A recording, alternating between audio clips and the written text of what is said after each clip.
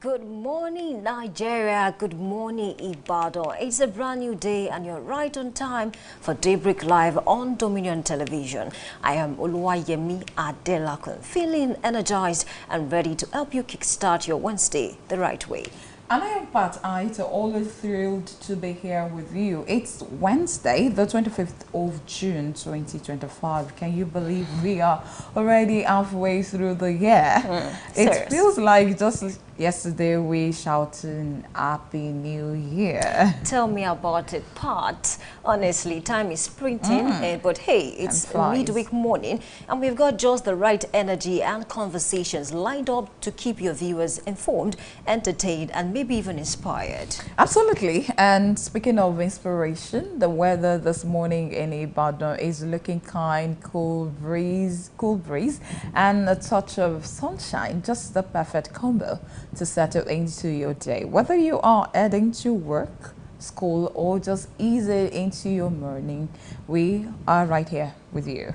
And you know, I always say mornings are sacred. How you start your day can set the tone for everything. And thankfully, we are here to start it with some truth, some tea, and a sprinkle of smiles. And today's show, it's seasoning hot. We will be diving into some really weighty matters: governance, leadership, the plus of the nation. We will be joined later on by none other than Honorable Omolaja Olaoye. Trust me, you don't want to miss that. Of course, and yes, I'm looking forward to hearing his thought. You know, governance is not just about politics, it's personal. It affects our roads, electricity, our hospitals, and sometimes we don't talk about it enough in ways that matter to the everyday Nigerian. Exactly, and that is why Daybreak Live is here. We cut through the noise and bring real conversation to real people. No fluff, no filters. Exactly. I know what I love most about Wednesday's part. Honestly, it's that sweet spot of the week. You know, you're far from Monday blues, but close enough to start smelling the weekend. Plus, the vibe online is always lead. I mean, so many stories, trends, and talking points. You already know social media never sleeps. At all. The trends are wild, some hilarious, some thought-provoking, and some just head-scratching. And we will be touching on a few of those too later this morning. Definitely. But beyond the laughs, you know, we also take a good look around the world, how global airlines are doing, what happens in one corner of the globe, you know, can have ripple effect, you know, here in Nigeria. And that is the beauty of being plugged in. And hey, to our early risers watching from every part of the country and even abroad, we see you and we appreciate you. Keep those messages and reactions coming. We love hearing from you. Yes, and a big shout out to all our waters in Ibadan and across Nigeria. You all are the heartbeat of the show. Let's keep this energy alive. It's going to be a full and exciting morning. And remember that you can visit our social media handles as on Facebook, YouTube at Instagram, TikTok at Dominion Broadcast, and on X at Dominion Cast. Of course, you can watch us, listen, and interact with us on www.dominion.org.ng. All right. Good morning, Pat. Good morning. Yemi. Same here. All right, this morning let's talk about party politics. Let's talk about the gale of defection and of course the gist about one-party system. You know, I think I watched an interview, you know, with El-Rufai, the former governor of Kaduna State, and he was saying that, you know, the presidency is trying so much to make it look like, you know, because of the defections, you know, 2027 presidential election is set to. Do you agree with that? Well, I really do not agree with that because sometimes you just feel like, what is happening? We're in 2025 and now we're talking about 2027. So what happened to 2026? That's the question I keep on asking. Well, according to an American minister, that's James Freeman Clark, he said, a politician thinks of next election, and I think that is playing out in immediately. I mean, they take over the government even for the first time. Yes, that is playing out in our politics and in our political space this morning. So, gale of defection, it's not ending so soon in Nigeria, because as of yesterday, I read through the dailies where they gave a breakdown of the NAS Assembly, that's the 10th National Assembly. Given like the breakdown here, we have APC out of 360 seats, we have APC taking 214, PDP 92, Labour Party 24, NNPP 16, APGA 6, SDP 2, YPP 2, and ADC 1. So more defection is still coming. So it's this is just the beginning. Okay, come 2026, you'll still have so many even few months to election. But looking at this scale of defection, I think it has been in favor of the ruling party, which is the APC. We've seen a lot of governors, speakers, in the Senate, defecting to APC, and then you wonder, because a lot of analysts have come out to say that regardless of the defections, we still cannot have a one-party system, because there has to be an opposition party that will actually tackle the ruling government. Well, to me, we are not even going there. Nigeria won't be a one-party. Are you not seeing APC as a dominant party? Oh, it happened during PDP too. When PDP was ruling, it happened too.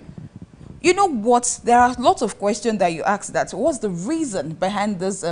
Was the gale of defections? It's not far-fetched. One, it's about interest. Fine, to align with the center, and the center there is APC. So you want me to just sit down like PDP that has not even put its house in a order? You want me to sit down there and you think people will vote because I am a good person or I represent them well? But don't you think that is affecting the stand of opposition parties in Nigeria? Because just like you said, the governor of Akwa Ibom State defected to APC on that ground that he wants to align with the center. But that is slowly affecting the stand of opposition parties in Nigeria. Do you have any opposition party? I mean, we have them in paper. If I told they are not really working as opposition parties, we have them in paper. We have the PDP. We have the Labour Party, we have the SDP. If you go through the antecedent of these political parties we have in Nigeria, like I always said, we always have the same wine in a new bottle. Those are the people that have been there before, and because what the current administration is doing is not in their favor, makes them to like, okay, let's have something. Okay, let's have another party. INEC is saying that it's not ADA ready. is in the public now. INEC is ready to register that. That's two parties. The party will be registered. Do you understand? Of course, I get you. I just feel like this thing should be, if we haven't seen somebody as a deterrent of, okay, you are actually defecting from one political party that brought you into another.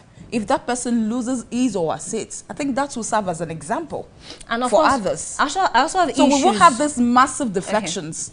Okay, I also have issues with these, current opposition parties, because in as much as I think El-Rufai also mentioned the fact that, APC will not actually see it come 2027, that if Bola Ahmed Tinubu should come third, that means he's lucky. But looking at the body language and the activities, wait, who is going to be side by side with President Tinubu? I mean, if you have him on this program, maybe he might answer. But he said if Tinubu should come third, where is he? He is lucky. Where is he? El-Rufai that is even talking. Where is he? And he has said that, even though currently it appears that he might move to this ADA, permanently, but he has said that if he was SDP is actually the best party. Well, I mean, to combat with the APC come 2027. Well, yeah, looking at the history and the let's just keep our fingers across on this matter. On this matter, I'm sure we'll come back to this. Very. Talk about it. Even come 2026. Even anything can even happen before the end of this year. So let's look at another issue here where the SDP is saying Shehu Gadam won't be. It's been suspended as the national. That's one of the opposition parties that we have in Nigeria. And I think they are having like two in the National Assembly. I think INEC is even confused about this whole issue, that who is actually this person that you guys have agreed to be, the chairman, the national secretary. Why are we having issues? You spoke about something that all of these, opposition parties, they are finding it difficult to actually put themselves in over, and it's a great advantage, to the ruling party. And that's why President Tinubu said, I am not there. Am I the one that said they should not put their house in order? So it will happen. Even come 2027, if PDP eventually wins, you will still see people that defected to APC still Okay. go back to what's it called, PDP. Of course. So it's always like that. It's always like that. It's always like that. All right, a big thanks to you for joining us this morning on the program. Thank you for being a part of this segment. Right now, it's time for Daybreak News, and Pat Aito is waiting. We still have quite a number of things lined up for you this morning. Please stay with us.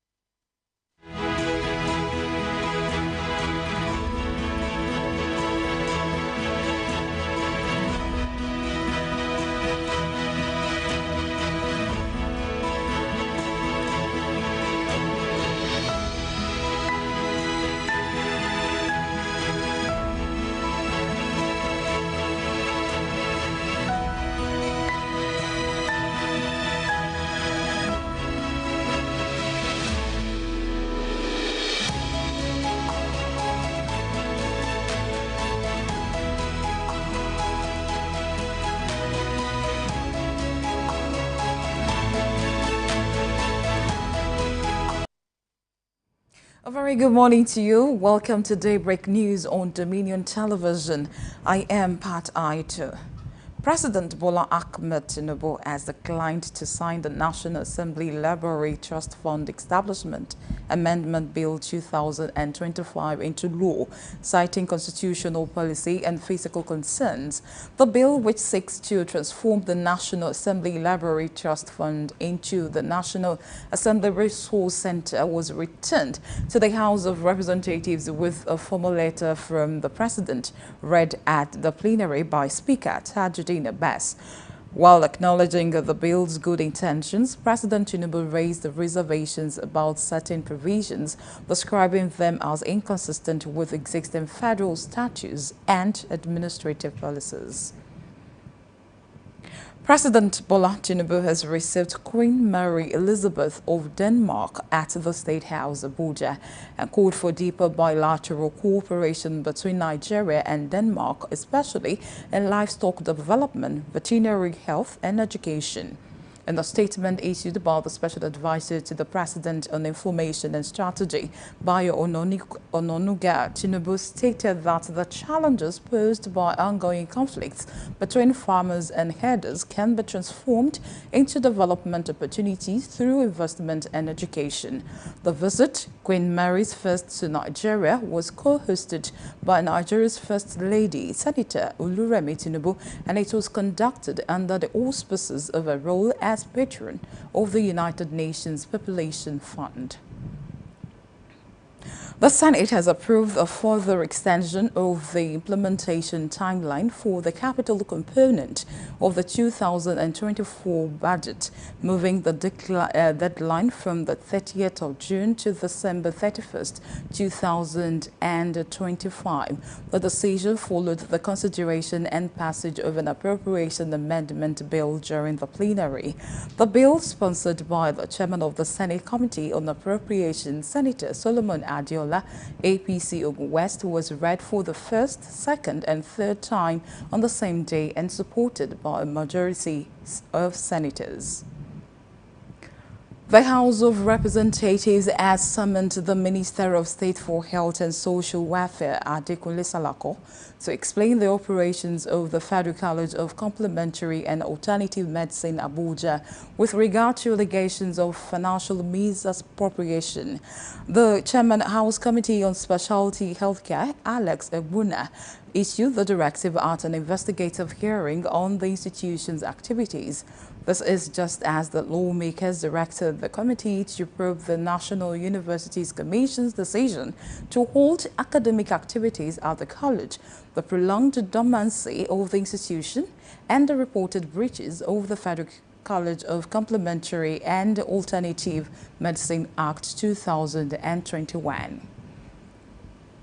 As the 2027 general election draw near and political activities are gaining momentum across the country, some concerned Nigerians have urged politicians to put politics aside and focus more on good governance. These and more, and they say, on the state of the nation as incessant killings of innocent souls and now the order of the day. Grace Aino completes the story. Of killings in Nigeria in weeks back have generated concerns from the citizenry who say there is no safer place in Nigeria. Unfortunate, the state at which we are presently in Nigeria, there is virtually nowhere in Nigeria that is safe. Before, it used to be issues of Boko Haram in the northeast. But almost every part, there is Boko Haram terrorism in the northeast, there is banditry in the northwest, there is banditry and kidnapping is north central, southeast, southwest. We are not eluded also. So there is nowhere in this nation presently that is safe. You know, our roads are not safe. You can't travel to anywhere without, your heart, panting any time of the day in this nation, and the main responsibility of a responsible government is to protect the life and properties of the citizens, of its people. So we are not having that in Nigeria, and that means that the government is failing. The government of Nigeria regarding security is failing. It's now being a wake-up call. There should be a wake-up call for our military, for security personnel and operatives to really step up their game now, to really get up and sit down to really stem things or put things in order. Because I don't see any reason why we shouldn't station a theater in Benue. For the past 3 or 4 months, the killing has been going on. And the government can't actually say we can't get security personnel in that area to really put this in check. Nigerians added that the Nigerian government, under the leadership of President Bola Tinubu, has failed regarding security of lives. state of anarchy, then government must rise up to its responsibility of defending us. If government does not defend us, then we're going to defend ourselves. I don't believe that our security infrastructures in this nation is weak. I know they are overstretched, but I don't believe they're weak. There's nothing wrong in you protecting yourself. There's no law that says you shouldn't protect yourself. Now, the idea of a man being sentenced to life in prison, that is awkward. People actually attacked me. I defended myself. That is the area in which we are failing. When people rise up to protect themselves, you tag them. You tag them as insurgents. What about the people that attacked them in the first place? What have you done to them? That is the area where the government is failing. When you can actually now pinpoint that this is somebody hearing and this is somebody who actually needs to protect themselves. If you are not protecting them, they will. They also condemned the leeching of travelers from Kaduna to Mangu area of Plateau State, describing it as barbaric and cowardly. Aino Grace, Dominion News. No fewer than 4 people have been confirmed dead following a multiple vehicle accident that occurred around the Soka axis of the Ibadan-Lagos Expressway. According to eyewitnesses, the tragic incident involved 4 trailers, 4 microcars, and a Toyota Camry.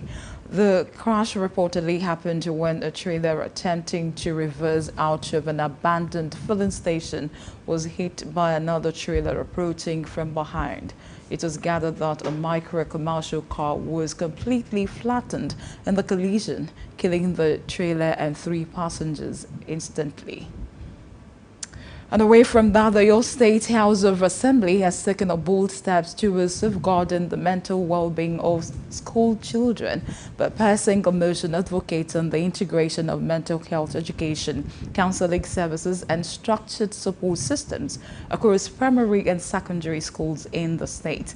Speaking during the presentation of the motion, Honorable Olufunke Comforter Olajide emphasized the urgency of the proposal, citing recent findings that 1 in 6 Nigerian youth between the ages of 15 to 24 experience depression and anxiety, citing alarming statistics and emotional struggles faced by students, including depression, anxiety, bullying, and substance use. The motion, co-sponsored by 4 lawmakers, calls for a sweeping reform of the school system's approach to mental health. Now to Zamfara, where the Zamfara state government has denied a report that Governor Dauda Lawal collected a 34 billion naira loan. This was contained in a statement released by the governor's spokesperson, Sulaiman Bala Idris. According to the statement, the government explained that the 34 billion naira mentioned in public discussions was not a new loan, but part of payments made to service debts inherited from previous administrations. And in business, the Nigeria Ports Authority (NPA) has earmarked a revenue generation target of 1.2 trillion naira in 2025, increasing from 895 billion naira it realized in 2024. The managing director of NPA, Abubakar Dantuso, made the projection during the 2025 budget defense session before the House of Representatives Committee on Ports and Harbors. Dantoso stated that the 2025 estimate go beyond mere numbers and that they reflect the vision for a more productive and competitive port ecosystem. He noted that over 70% of next year's projected spending will go into capital-intensive projects. The revenue target, according to the agency, is anchored in ambitious reforms aimed at modernizing port infrastructure, harnessing advanced technology, and capitalizing on increased maritime activity, especially with the expected full-scale operation of the Dangote refinery. You can visit our website on www.dominion.org.ng to watch us live and interact with us. You can also follow us across our social media platforms: Facebook, Instagram, TikTok, YouTube, and LinkedIn at Dominion Broadcast, and on X at Dominion Cast. And that is the Daybreak News. Thank you so much for watching. I am Pat Aita. Good morning.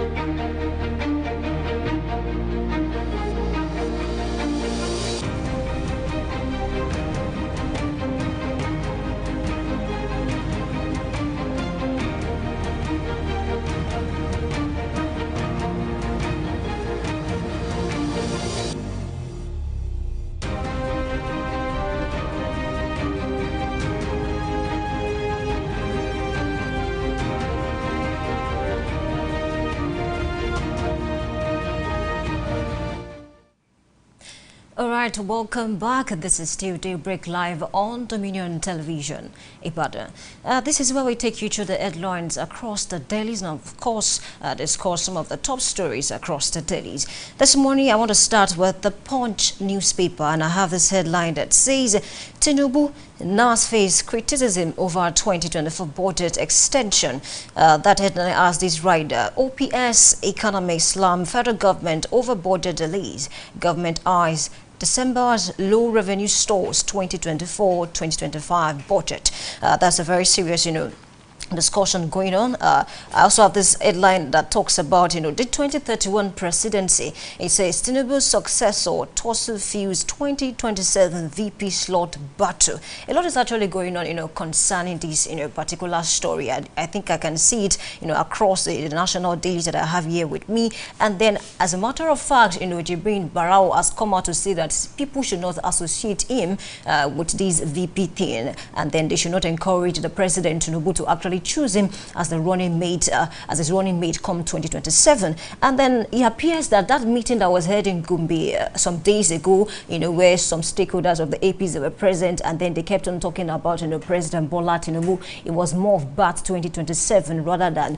Tinubu Shettima. And so this has sparked quite a lot of controversies across, party lines. Even the masses, they are talking about the fact that is it actually possible for the president to actually drop Shettima come 2027. However, we cannot really say the president has not said anything concerning this. However, Bayo Ononuga, about a few days ago, came out to say that the president will only choose his VP after the primaries. So we await, that development.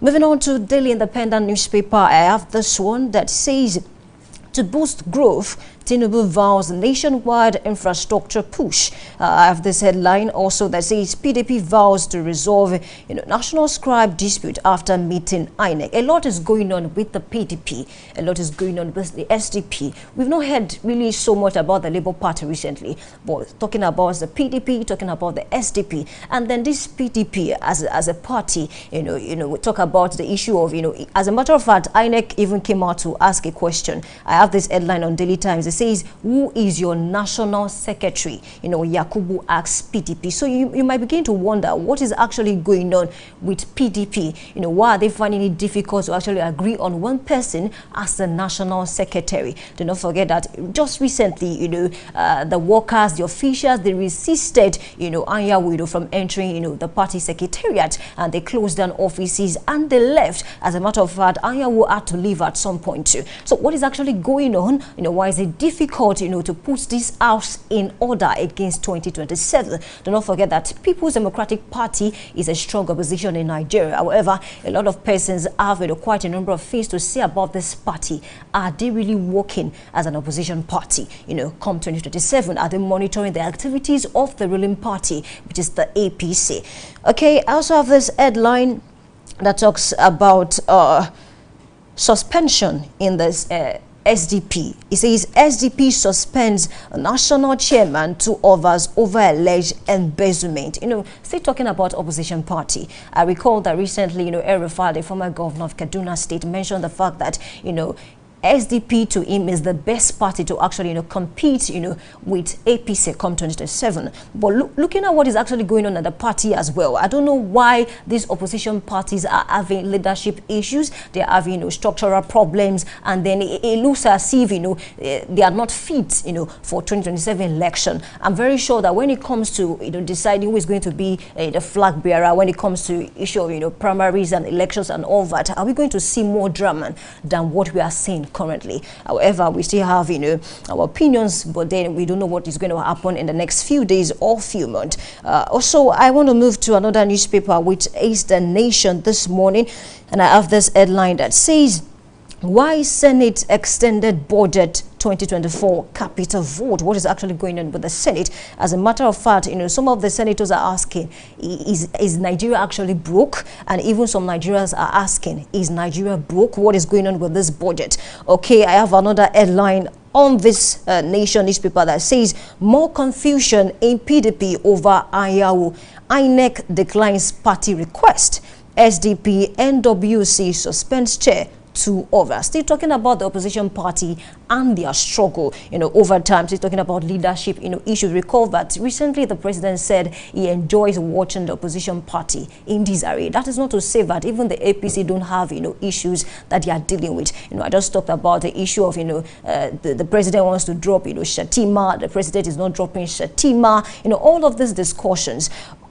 I also have another paper here before me this morning, which is the Daily Times, and I have this headline that says, Rep summon health minister over alleged misuse of funds. That's a serious, why do we keep having the issue of, corruption? Is actually part of what we are still going to discuss, this morning. I have another one that says 10 die, scores injured in Ibadan, multiple accident. I don't know if you've seen videos of that accident. I don't know if you've seen pictures. A lot of things happened, and then it's such a gory sight. And then we do hope that, an end will come to all of this accident on our roads. It's a serious one. I also want to talk about another headline that says, murder of 12, our constitution guarantees freedom of movement. That's coming from Kaduna, governor. Do not forget that, they are still planning a constitution review, and they're asking for the support of the people and some stakeholders in the political landscape of Nigeria. There are even discussions about, establishing more states. But can that actually benefit, Nigeria as we speak? Looking at some of the struggles that we have in terms of administration, do we actually practice the federal character to the letter? I also have another headline here that says, FAN moves to automate airport fully, bans cash payment. Another one says, Army cautions Southeast resident on manipulated content. Allow me to move to the Daily Trust. I have this one that says, INEC to PDP adhere to Supreme Court judgment. I don't know, it's like we have this discussion is between the INEC, is between the PDP and the Supreme Court. But it appears that, the public is really not aware of some of these underlying issues. We only know what they tell us. What is the Supreme Court saying? What is INEC saying? What, are the stakeholders in PDP saying? We might actually look at these, in details, when I have my analyst on board this morning. Moving on to the Guardian newspaper, I have quite a number of headlines here. And I have this one that says, project funding execution stall over poor budget implementation. That's talking about, 2024-2025 fiscal policy crisis. All right, before I actually continue, we have quite a number of headlines here, say talking about, defection, talking about, Akwa Ibom lawmakers dump PDP for APC mass defection. And it appears that if care is not taken, Akwa Ibom might actually become an APC state fully, regardless of the, successes that, PDP has enjoyed over time. All right, it's time to take a short break. And then when we come back, I'll have my analyst on board, and he's going to help me make sense of some of these burning questions in opposition parties ahead of the 2027 presidential election. Please stay with us. It is still Daybreak Live on Dominion Television, Ibadan. I'll be back shortly.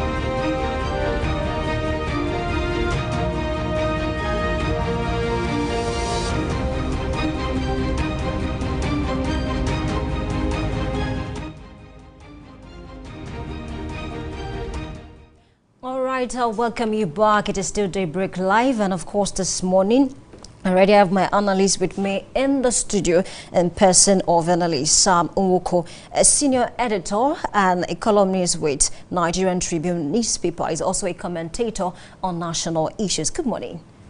Good morning. Trust you're doing great this morning. I am. Thank All you. right. Thank you for having me.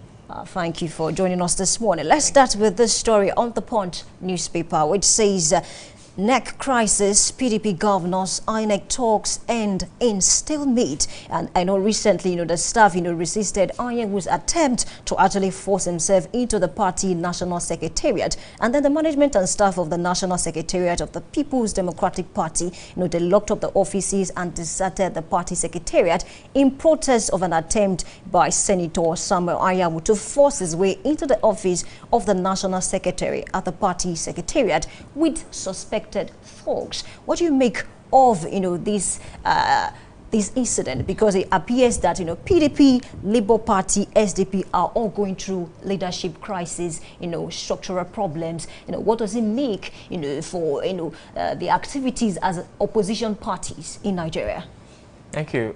First, I want to lay it as a marker that opposition is non-existent as situated in Nigeria, so we don't have any opposition for now.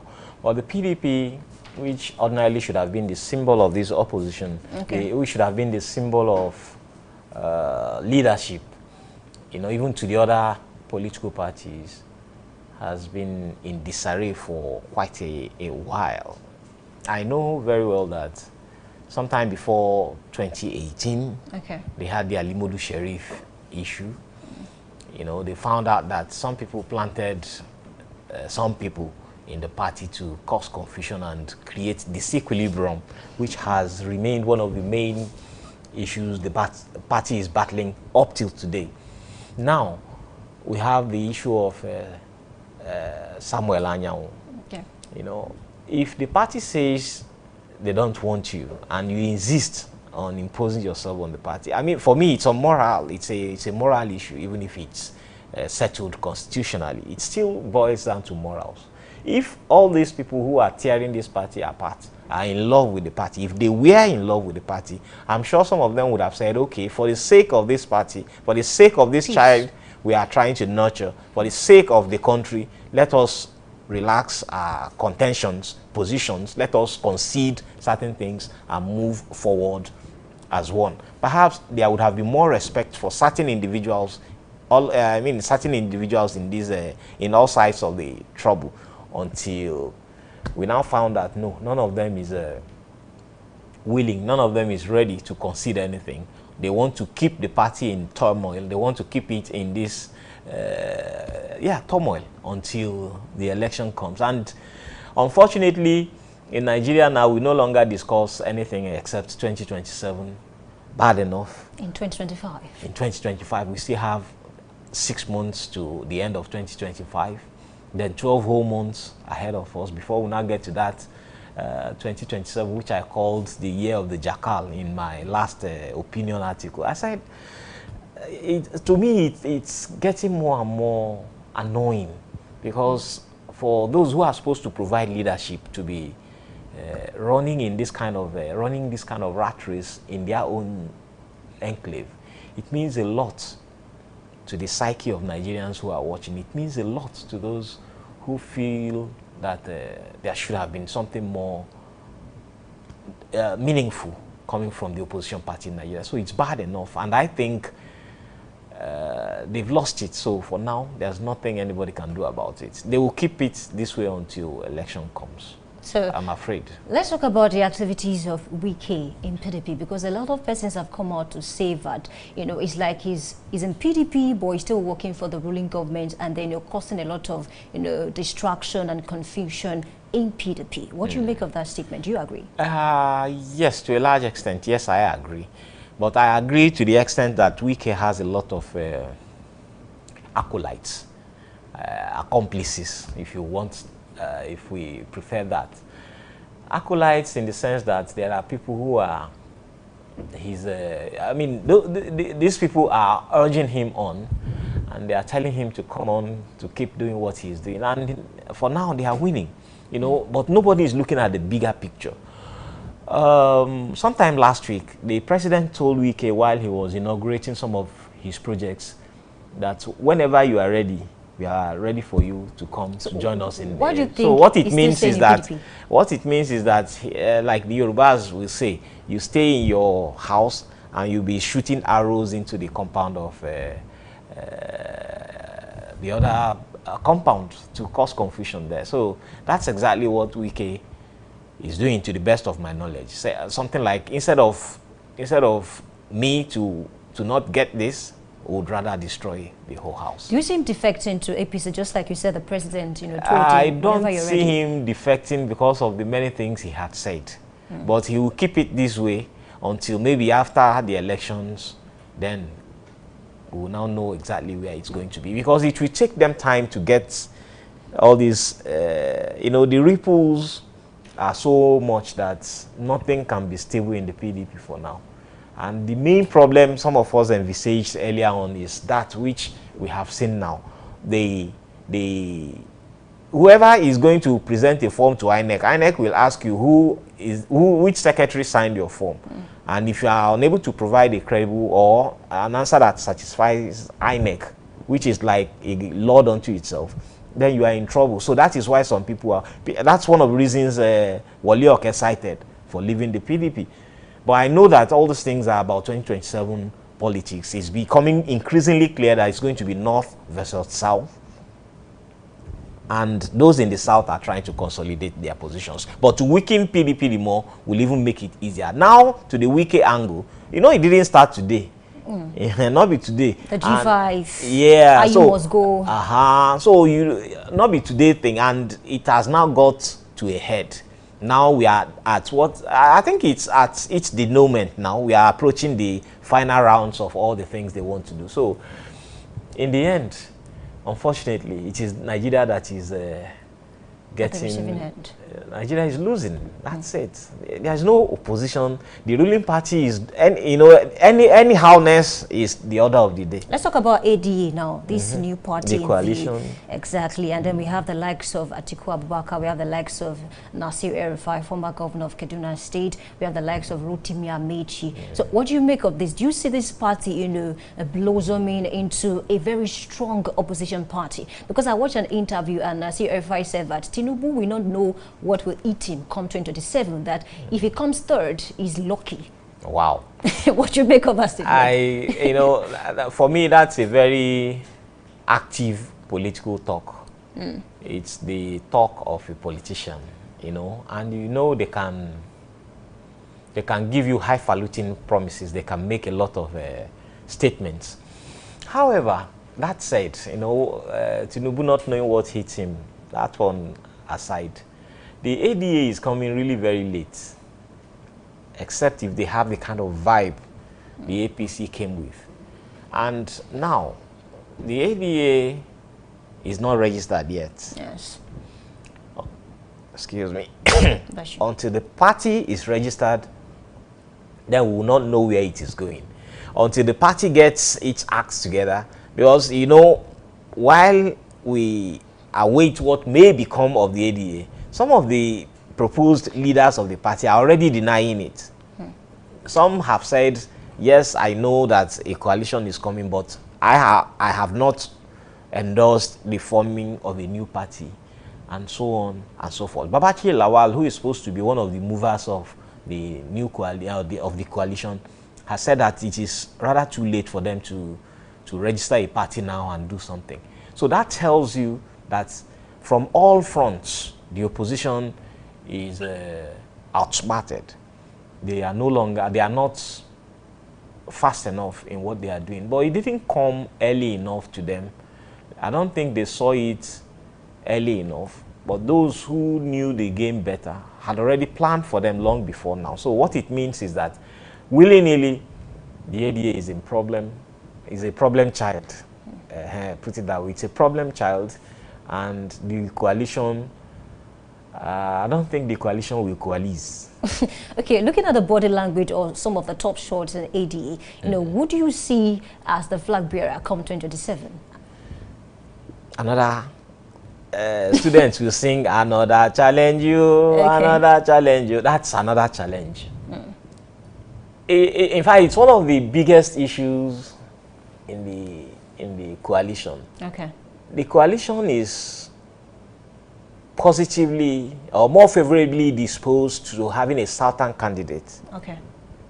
The people who want to use the coalition don't want that to happen. I think some of them are preferring that Atiku should run again. And that is one big schism in the matter. It's a big problem for them. So, who will flag the ADA flag? I think when they eventually get that party registered, then we'll now see who the board of trustees are, because you need that to get it registered. You see who the National Executive Committee, who make up the National Executive Committee. Then from there, you'll be able to have a faint idea of what might happen, because I don't see that party aligning to running to a candidate running from the north. I don't see it happening. If it happens, then it means that they have made a big political mistake, or they would have taken a wrong political step, which will also affect it in the 2027 game.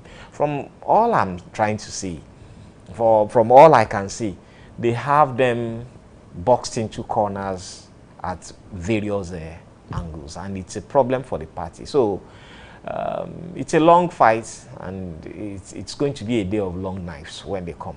All right, answer forward. Let's talk about something else. Still talking about 2027. Let's talk about this element that says Tinubu's successor, Tosin Fuse, 2027 VP slot battle. I don't know, after the meeting that was held in Gombe, I mean, there have been a lot of discussions around Tinubu might drop Shettima. He's not going to drop Shettima. As a matter of fact, even Governor Zulum came out to say that, if Shettima is not in the picture, APC should not expect votes, from the north. What do you make of this? Do you see, Tinubu dropping Shettima? And should he drop him, is 2027 certain for APC? The interesting thing is that is also one angle to the north-south battle that is gaining momentum. Okay. One of the things I heard that has been gaining currency in political discourse is the fact that North is not united. The Northeast cannot speak for the Northwest. And North Central is currently beleaguered. North Central is soaked in blood. That is one of the factors. Northeast, Northwest, North Central are not together. So there is no one monolithic North. And that answers the angle of Governor Zulum. So if Babagana Zulum is saying, if you drop Shettima, don't expect votes from the North. No. Because Ganduje will say something else. If El Rufai and his coalition and his ADA and co get registered and they pick a candidate from the south, he will not speak the language of Babagana Zulum, who spoke on behalf of his boss, Shettima, Kashim Shettima. So what this means is that everything is going back to the table.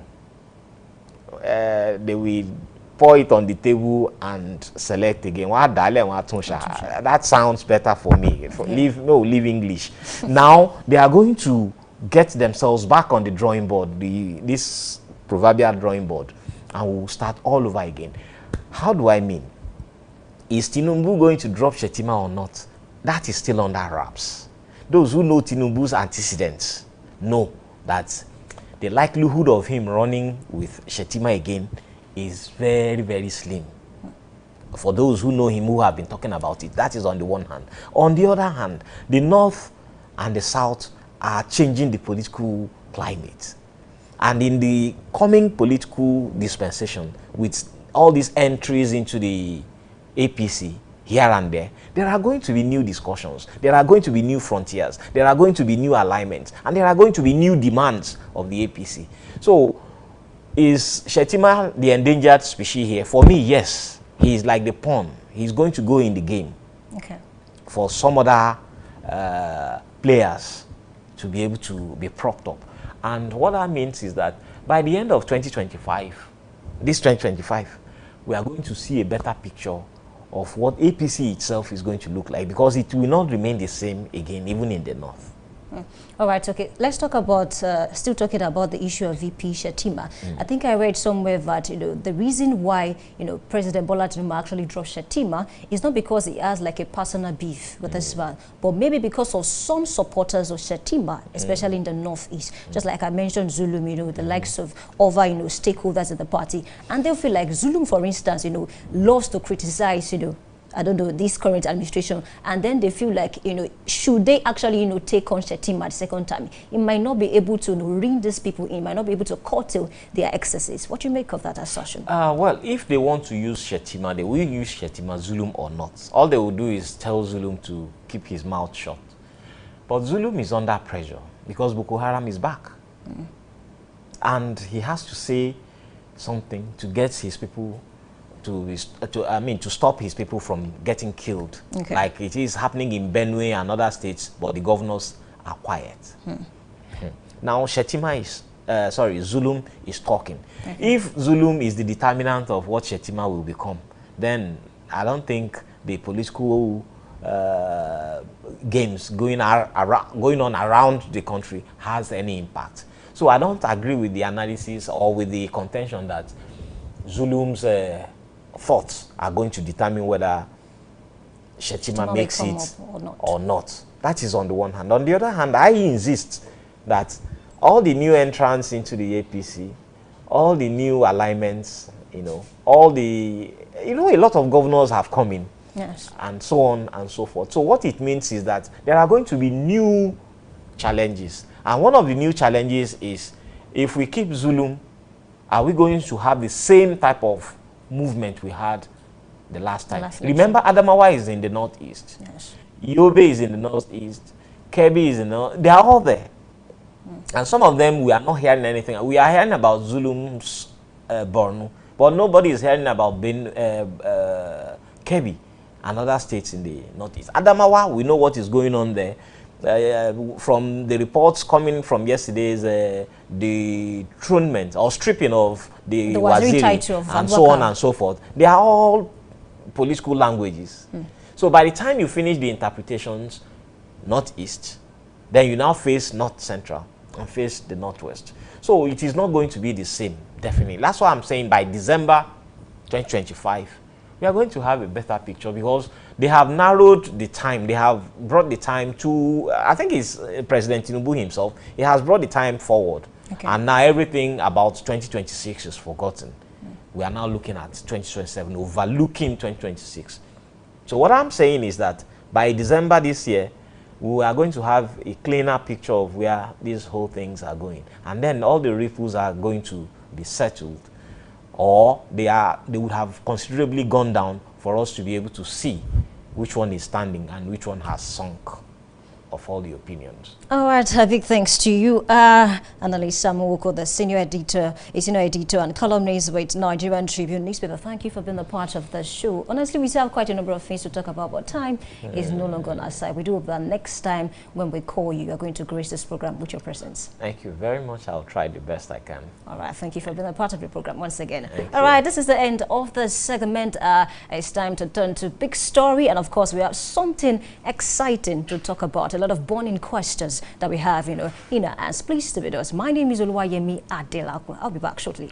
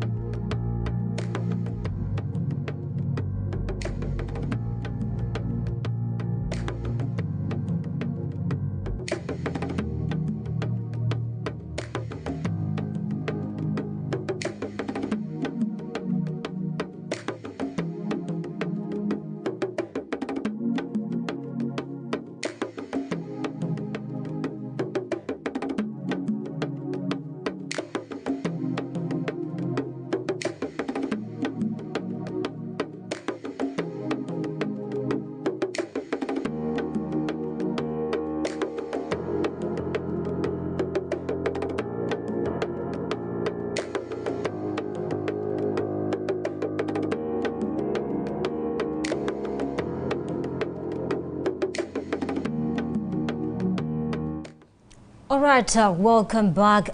This is the Daybreak Live on Dominion Television, Ibadan. And this is Big Story.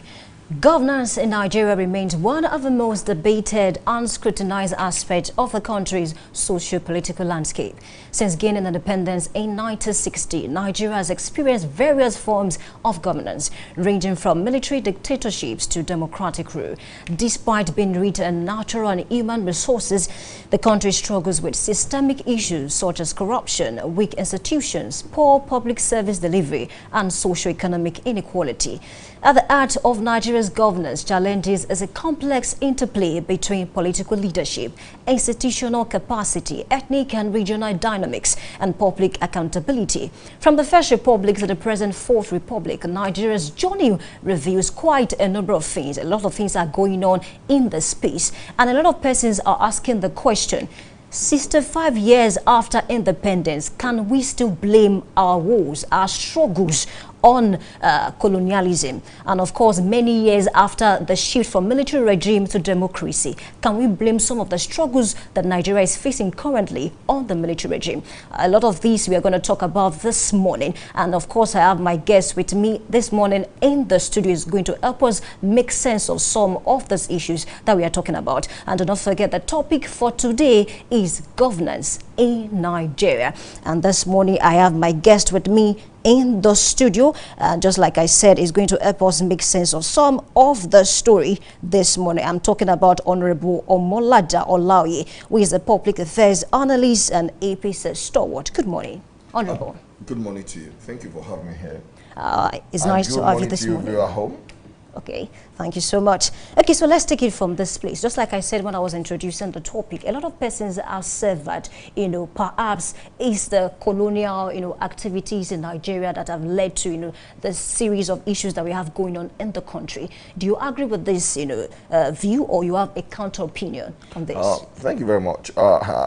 People ask whether the colonialism is a cause of a blessing.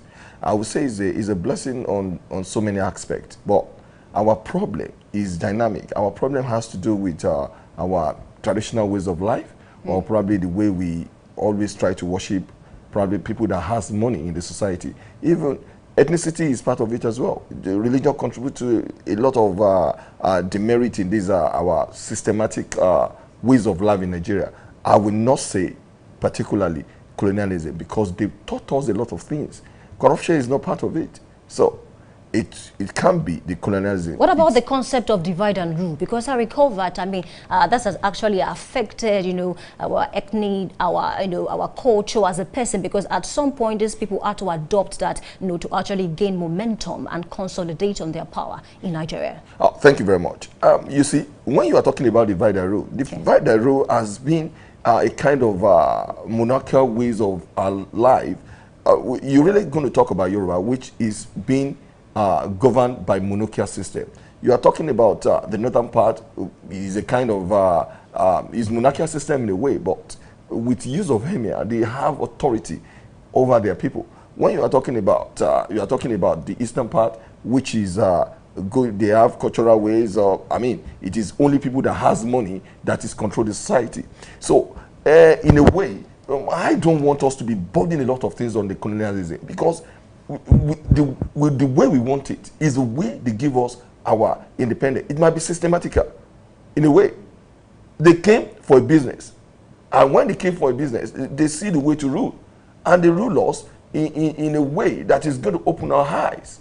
We are not talking about what we now use to hear our view. If it's not colonial master, we might be living in a cave. So they have a lot of merit. Divide and rule is part of life. It's politics. And politics is in our home, is in the church, is in the mosque. When you're talking about divide and rule, because when you are talking about leadership is they are going to be able to x-ray you individually. Okay. They are going to see your weakness. If they can use you against somebody else. So divide and rule is part of life. Colonial mentality is a way, probably we want to adopt their system more than our system. That is when you are talking about religion. And when they burden us with religion, they just want us to do a certain things that is going to be beneficial to the society. But we have taken it in another way entirely. Colonialism has its own demerit, but we cannot blame them entirely to our faulty system of governance. Okay, talking about system, because you mentioned that, and then I think Professor UI once said that if the best president in the world should come to Nigeria and rule, he might fail. Looking at the system and the structure. So I want to take you back, Amitu, because a certain man, the late Obafemi Awolowo, said that if you adopt a foreign system of government and you don't domesticate, there'll be issues. I'm speaking of the presidential system of government that we now run. Do you think we have failed to actually domesticate that system to favor us? Thank you very much. I ponder on this. Okay. I mean, just a few days ago. And I was able to stumble on this same system you said in one of the posts a brother of mine posted on his Facebook handle, talking about how you are talking about the system in our society, how people, how people, it has to do with impunity. There is law, there are laws that need to govern us. There are laws in which a lot of our law, our law guru doesn't even let us know. You see, we are being governed by a unitary system of government. United Kingdom is still using, a kind of unwritten constitution. Still, their society is well governed. We imbibe on written constitution. Our ways of life doesn't change. Because every aspect, everything we done, everything we did wrong is being guided by law. But we are talking about impunity. What are the police doing? What about our law enforcement agency? What about when somebody offended, you are going to see, our people who are well known in the society, they're going to be going begging and look for. See what happened in the First Republic. A lot of those who were corrupted were being hailed by different society, different group, different ethnic group, because they will say, "It is our money. Let them steal it." You are talking about corruption. See, when we are having Midwest, when we are having Western region, when we are having Northern region, you can see the progression according to different region. Because this has to do with exposures. So, I will tell you, before the colonial master left the soil, there are laws that are guiding our society. But because of our impunity, that is why we make wrong of a lot of things. You said something about probably if you see a president, it was said, I remember, it was on platform when that was 2018 or 2020. Reverend Kuka said, if President Obama came to Nigeria, he's going to fail. Because our system is not well guided. We are talking about impunity. If you steal, there are laws that is going to penalize you when you steal. We have seen a president that said stealing is not corruption. Don't you think that is ignorant? When you say stealing is not corruption. There are some countries in this world, when you steal, they automatically, execute. There's no two ways about it. Yeah, you are talking about the communist system. That is not allowed.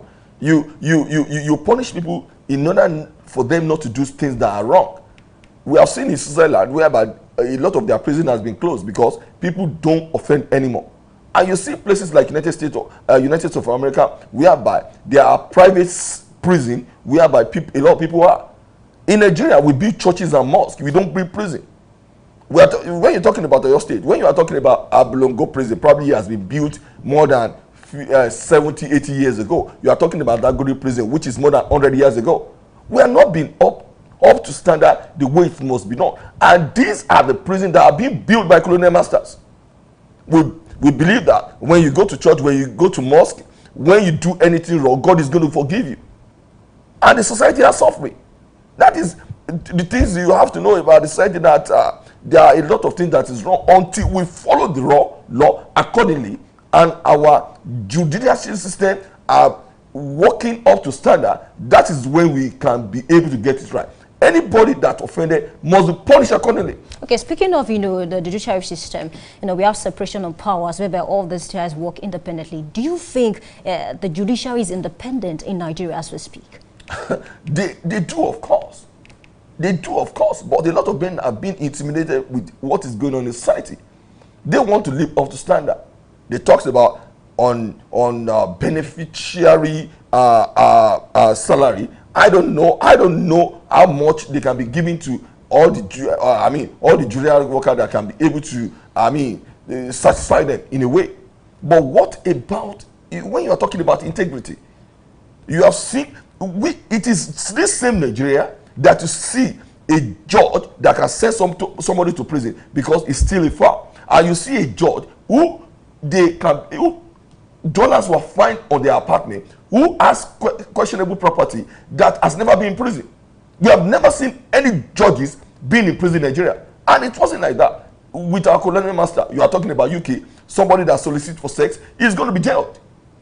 The same thing when you are corrupt in America, you are going to be jailed as well. But in Nigeria, I've never seen any judge that has been sent to prison.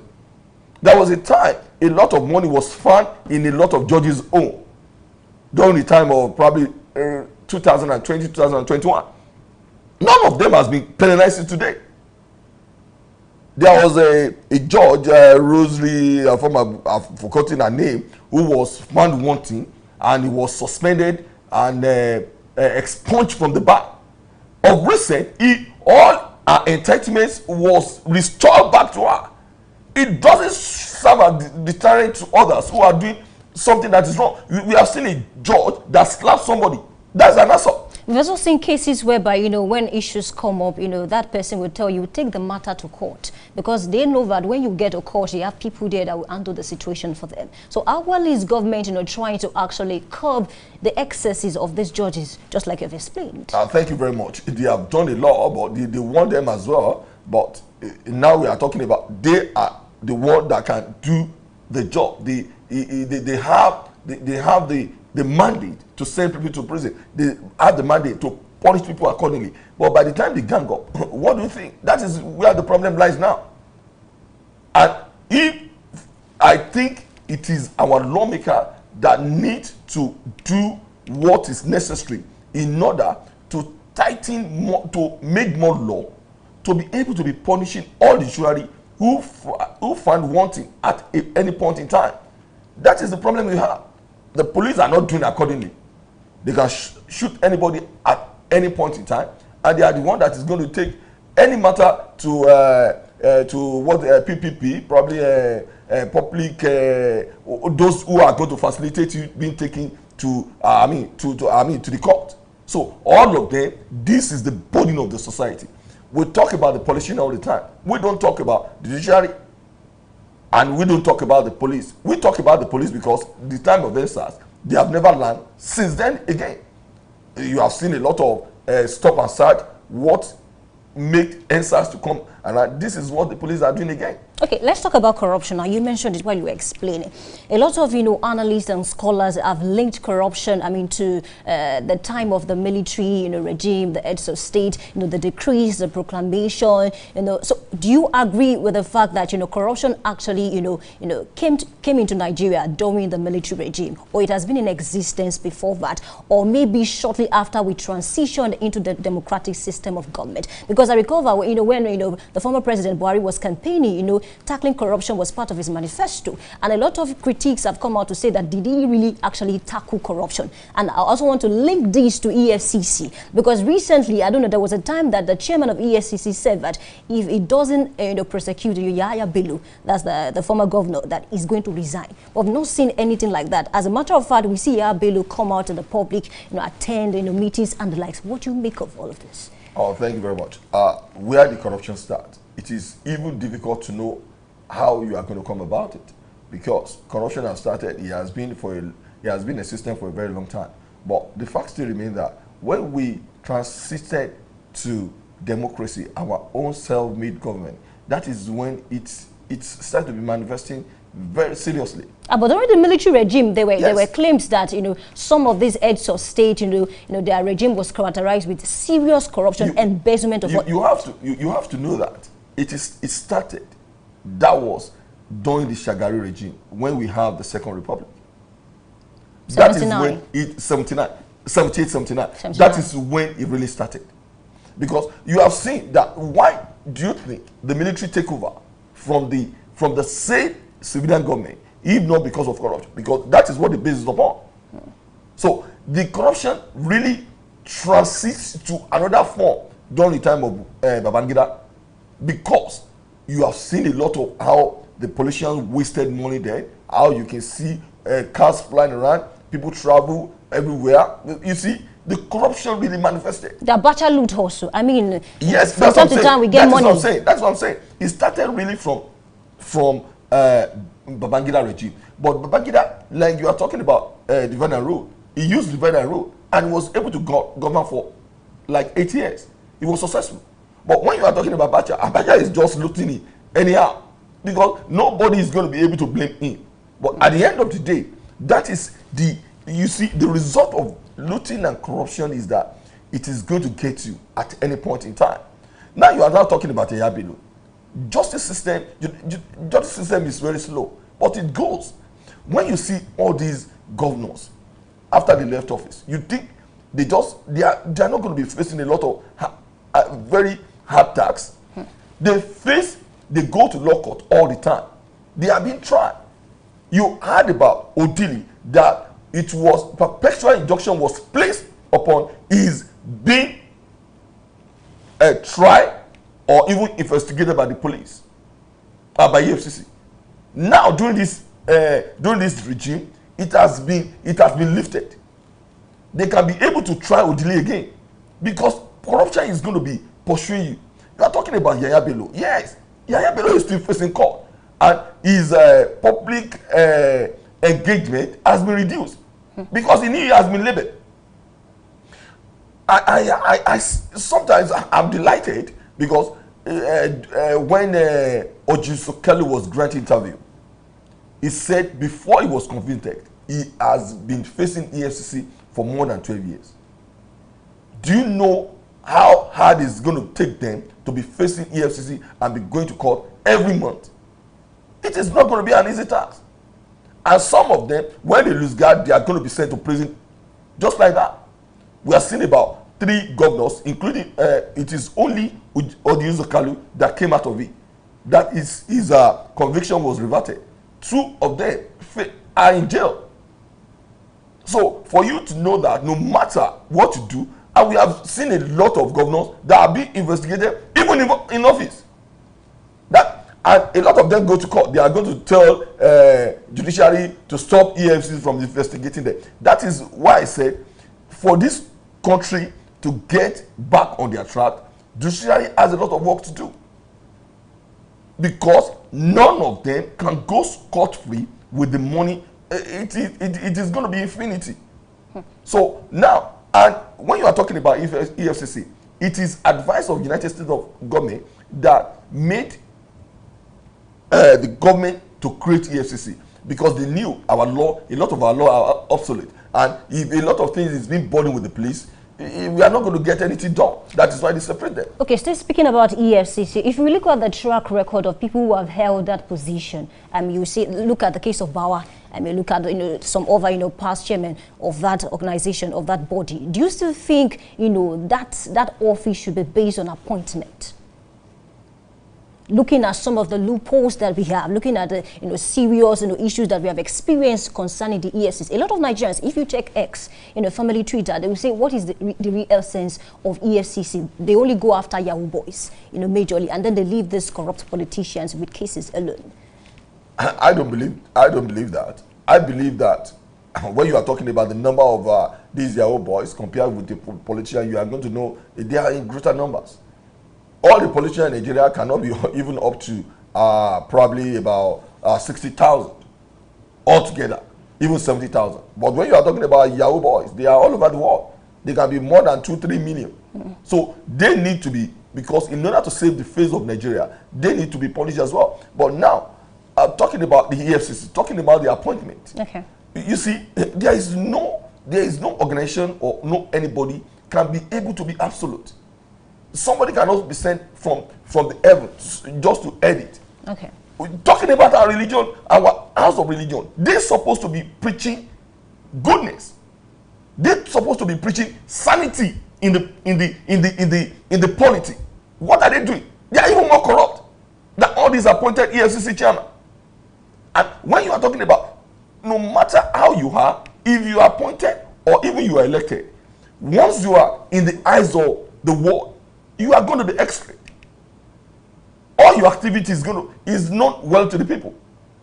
So the appointment is even much better because it's going to reflect on the leader that appointed them or whatever the leader wanted. So now we are not talking about, you are talking about the police as civil service. They went through a process and they have been there for long. And when the investigation of the corrupt officers are under them, it fails woefully. Those are the police we are talking about. Just imagine EFCC is now going to be under civil service. We are not going to get any headway. But appointment being made is going to reflect on the leader that appointed that EFCC chairman.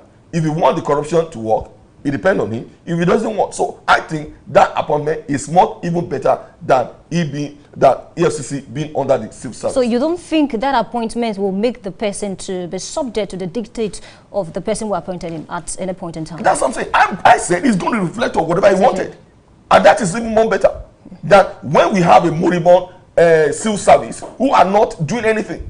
Is that not affecting our judiciary system? Is that not affecting corruption? Is that not increasing the rate of corruption in the country? It is not. It places more burden on this, whether judiciary or wherever, or even the police, to do things accordingly.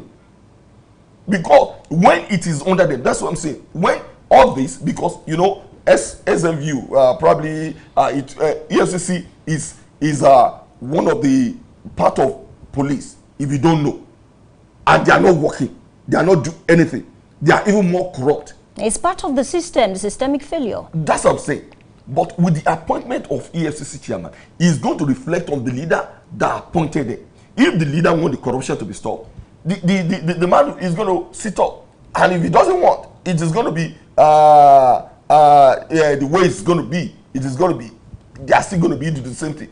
But now, that is when you see, I gave you the example of what's it called? The former governor of Rivers State, Peter Odili. There was a perpetual injunction of him not being investigated by EFCC, and it has been lifted by this government. That means anything he has done in the past, it is going to be reviewed in this course. So that means this one, if it's serious, we are going to know with the course of time.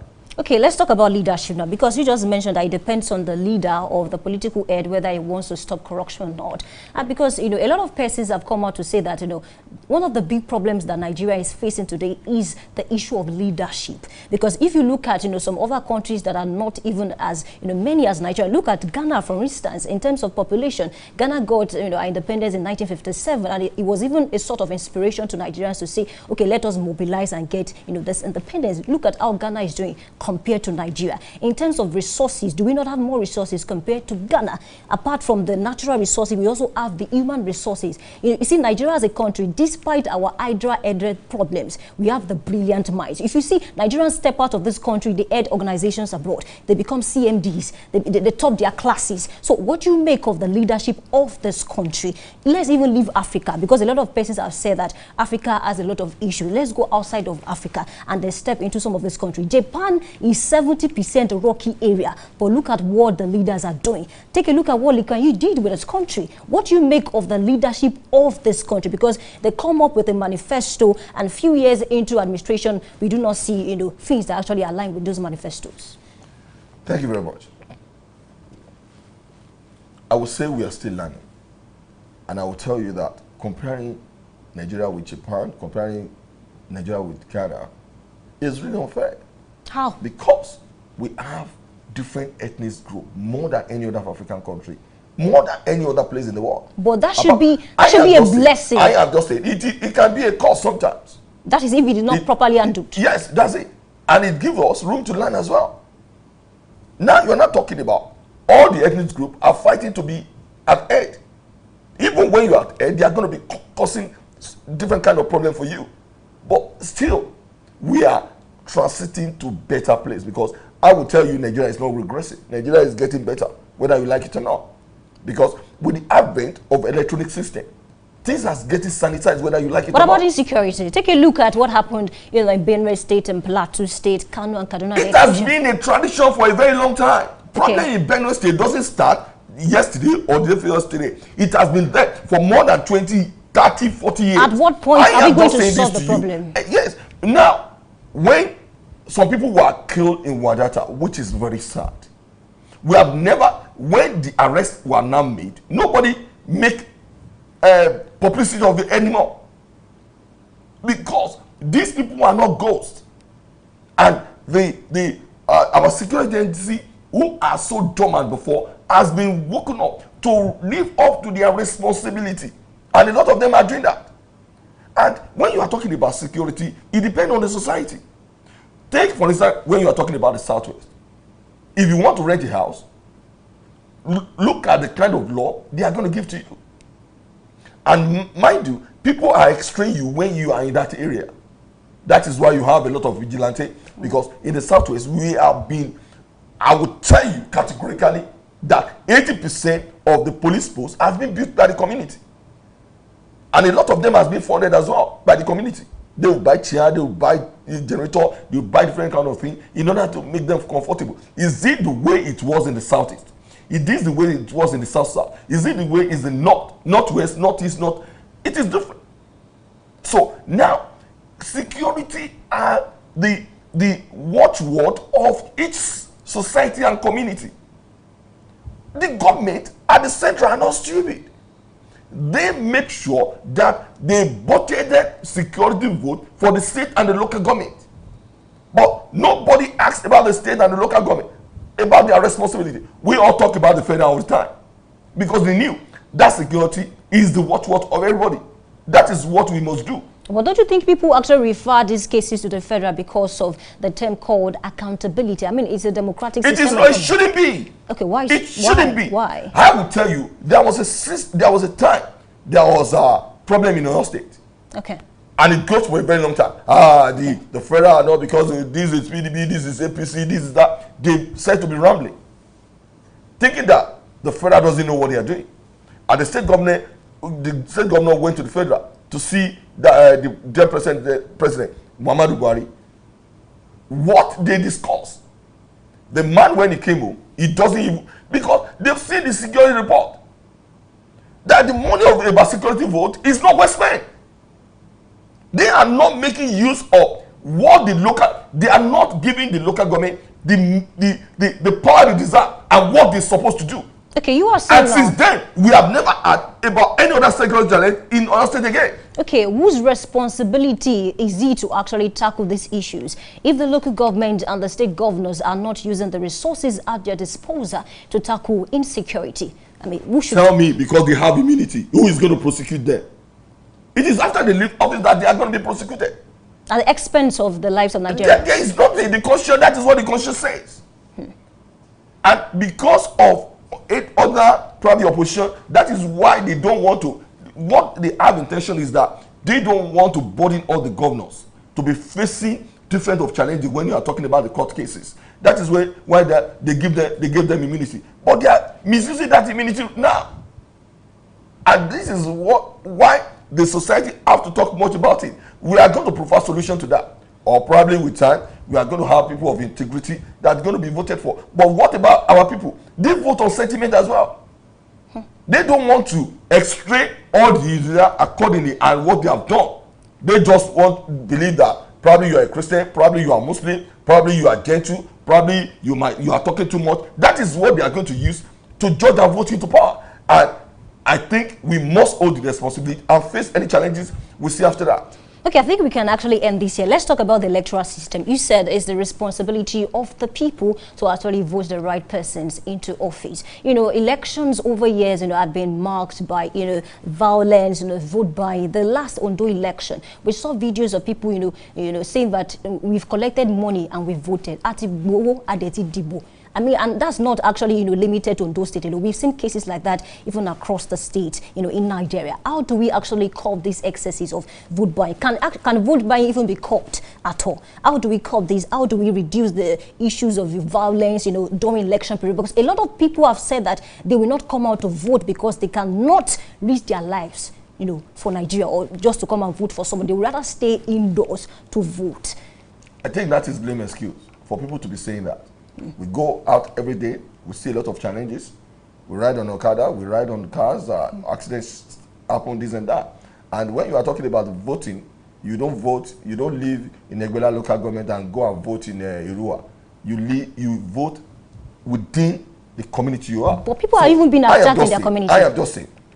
Now, we are not talking about the vote buy. That's why I say Nigeria is progressing, it's not regressing. If you have experience, when you are talking about the violence when it's come to election, I have been at a polling unit and people have been driven away and all our ballot papers and ballot boxes were taken at the gunpoint and they are voting in our presence and nobody can do anything. It happened recently in the 2023 elections. No, in Southwest, it doesn't happen in and Southwest. Maybe not Southwest. When you are talking about vote buying, that's what I'm saying, it is progressive. I might give you money, you might not vote for me, nobody's going to kill you. The community are so desperate to this extent that if you do in some polling unit, they are going to tear you apart because people want to vote according to their conscience and they are not ready for anybody to jeopardize that. People, I'm telling you sincerely, you cannot buy the conscience of the people. A lot of people that do vote are just wasting their money. But people actually vote after collecting money. We saw the videos. I have just saying to you that a lot of them are wasting their money. How many people can you buy? How much they can use to buy you if you want to vote? That is the real sense of it. But they are paying 2,000, 3,000, 5,000. How much is? I am telling you, a lot of people take that money on the field and they are not going to vote for you. Now talk about weaponized poverty. They will take. Forget about poverty. Okay, but that's the reason why some people engage in vote buying. You can see what happened in the United States of America during the time of Trump. This man, what's it called? This guru, ex-guru, I've forgotten his name. He wanted to buy. He was telling the people that if you register, he is doing the kind of lottery, and they made him to realize that. That is when we knew that in American Constitution, it is illegal, it is criminal to buy votes. That means they have been doing it before. Now, they are now making the law. But I knew a lot of people that are doing that vote buy, they are just wasting their time and money because they will collect it from different parties. On the field, they will collect it from different parties. And you are lost. The case of IS bidder. IS bidder. So at the end of the day, you are going to lose. That is why you need your integrity in order for people to elect you into office. But people elect a lot of people based on sentiment. Okay, let's talk about this very quickly. You know, let's talk about political culture because according to G.A. Almond and S. Vaba, he said political culture is the pattern of individuals' belief, ideas, and orientation towards politics. Looking at how a lot of Nigerians react to politics, I've interviewed some persons, during an election because most times I'm on duty, and then this person said that, you know, he's not going to come out to vote because of the choice put out by the political parties. Let's talk about that. Very quickly. Thank you very much. That is why we need reformation in our electoral reform. Okay. Compared to United States, where we copied this, it wasn't like that. Because it was when vote is about to be voted in and the political elite doesn't like it and the politician doesn't like it. It is the power given to people to go and register at any point in time. You can change your party. So it is people that elected, because that is when we are talking about direct primary. Yes. That is what a lot of party lacks up, and that is what making our society to be burdened and to be unnecessary. For things not to work. If people can, in our conscience, it was well stated, embedded, that any primary must be done directly, not indirect. Not by selecting some kind of individual who is going to I agree with that as well. But that is what we have at the moment. That is why we have to cry and force our legislator to make sure they make the law. They are scared because a lot of them want to be there for life. If election can be done, if the primary can be done whereby the people can be elected direct, not by certain individual being elected, selected. You know, El-Rufai said that sometimes ago. That is what is the problem we have at the moment. Recently, if that can be done, I think there's going to be sanity. Recently, the former, governorship candidate, of Lagos State, that's Jandor, he used to be in PDP, and then he came out to say that, it is only in PDP he sees situations whereby, the people will come out to declare someone as the flag bearer of the party, whereas, at the back they are doing something else or they will support someone else. What do you make of that? I think Jandor is just a comedian. Really? It's so comedic. Yes. There's no sense in that. There is sense in it. Okay. What has he done? Now, his deputy governor was not being given to him by the party. He was the one that selected. And mind you, you are not the one that is going to go and go to people to woo them to vote for your party. You must carry the party along. Party stalwart. You must make sure people you select is going to be in tandem with their liking. And that is what happened. He's being authoritarian. And being authoritarian, people are going to leave you and vote for somebody else. That is for you to know that our political system anywhere in the world is so complex.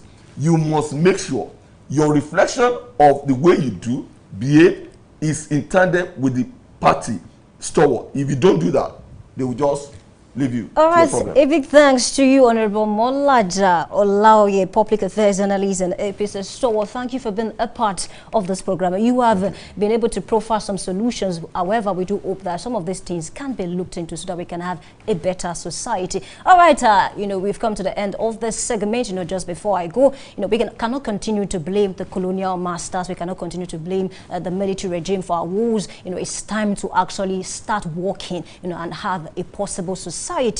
My name is Oluwayemi Adelakun. The conversation continues. Thank you for being a part of this segment. Thank you.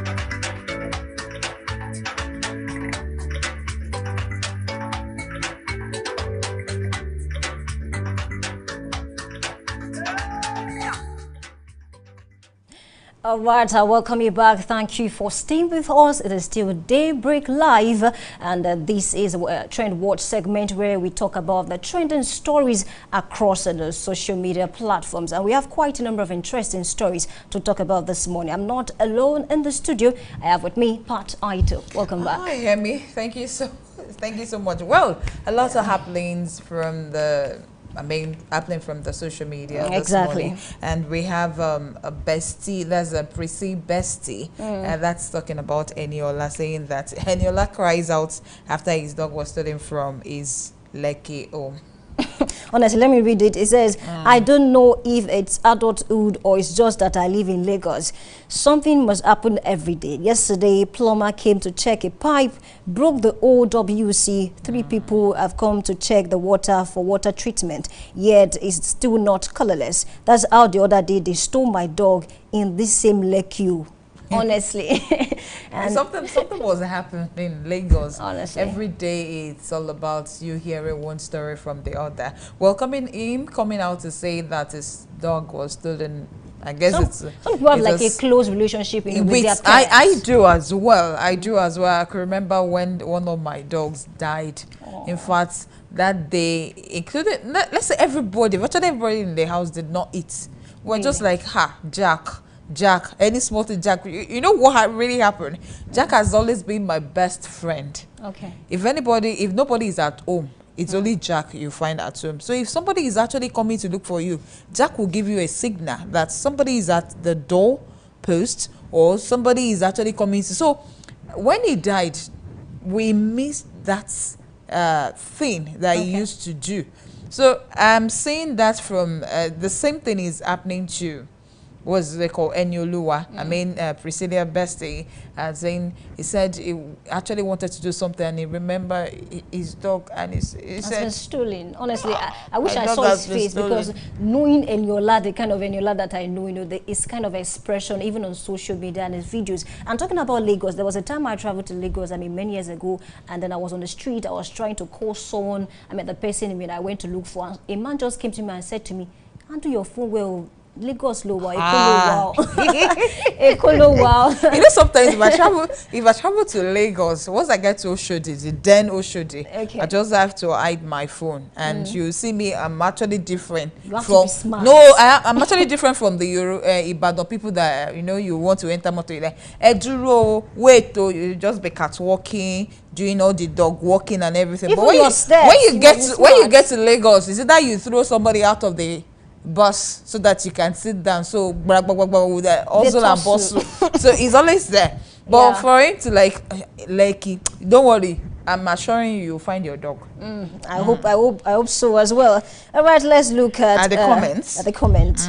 This one is coming from Ricky Fied and says, I like as God give everybody their own problem. When people is actually, this person is very right, because a lot of persons are thinking about how they're going to feed, some persons are thinking about their work, some persons are thinking about other things, and you're like, we both were thinking of how we will get to the office as early as possible so that we could do daybreak. We can meet so somebody else is thinking about, where is my dog? He will find it. You'll find it, don't worry. You'll find it. Another comment from Duna here is saying, some they find God, some they find dog, some they miss their babe, some they miss dog. It is well with all of us, Jerry. I think that wraps it up. It's really well with us because it's well with us. So okay. Some are hungry, some are actually calling for Mr. President and their governor to like, please save us from all this killing and everything. Somebody is looking for some are concerned about 2027 presidential election. It is serious.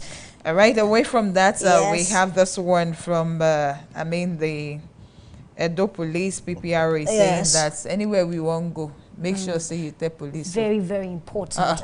Looking at what is going on. What are you saying? Very, very important. So I want to go out. I will now call police officer. Not police officer. Call who? But like close relatives. That is actually very important. Let someone know your whereabouts. I'm not talking about the police officers now, boy. In case you want to travel, you want to go to a place you have never been to, inform someone. I think I agree with that. But now he's saying Edo State Police PPRA shares an update with baddies concerning their safety. So he's talking about the baddies. From his own page, I went to check. He said, somebody now asked, even if I want to do, I know what you're talking about. Like, the man said, yes, now. You can tell anybody that you're actually going there just for your own safety. You're like, this Some one people don't. will still not talk about it, and that's why we have, series of... No. You know why people will not talk about it? If you're actually going for that kind of work, Okay. they will stigmatize. They're like, even if you now have a real job, they will say like, oh, we know the kind of job she is doing now, or she was doing then. So that talk will not even leave their mouth. So you want me to just tell you that because I'm going somewhere now, will not? Yeah, me where Still safety is where paramount. I am here. Maybe you have seen me. I've seen you. All right, let's take a look at the comments. This one is coming from Iteye and says, can I tell the police my location if I'm going? I don't want to mention that one. That's exactly what I was saying. Thank you. Another one coming from CSP Moses Joel. At least somebody knows your location. It doesn't really have to do with, what these, people are mentioning. If you are going to, for instance, we've seen cases whereby a particular lady, I don't know, about a few years ago, she went for an interview, outside of our state, and then, she was killed just like that because, she didn't tell anybody she was going there. We are not blaming her. We are not actually blaming her. But it's just, it talks about the kind of, people that we have in the society. That's why you need to be extra careful when you're going to places you've never been to for the first time. Tell people, let someone be Let aware. somebody be aware of that. Well, a lot is happening, and somebody, I think another comment is there. Okay. Well, somebody is even asking me, CSP Moses Joe Yamu, that at least tell someone your location, even if you're going for killers everywhere, beware. Of course. We need to be careful of those. And please do not forget to inform someone, your close relative, your friend, your husband. Please let them know about your whereabouts. All right, this is where we say our BYA on this program this morning. Thank you for being a part of this program ever since we started at about 7 a.m.